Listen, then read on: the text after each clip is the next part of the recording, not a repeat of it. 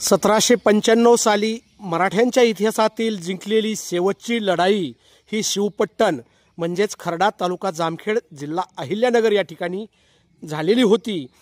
त्या लढाईमध्ये निजामांचा पराभव केलेला होता आणि त्याच शिवपट्टण भूमीमध्ये या ठिकाणी निंबाळकर घराण्यातील अतिशय भव्य दिव्य आणि सुबक अशी समाधी आपल्याला या ठिकाणी समोर दिसत आहे।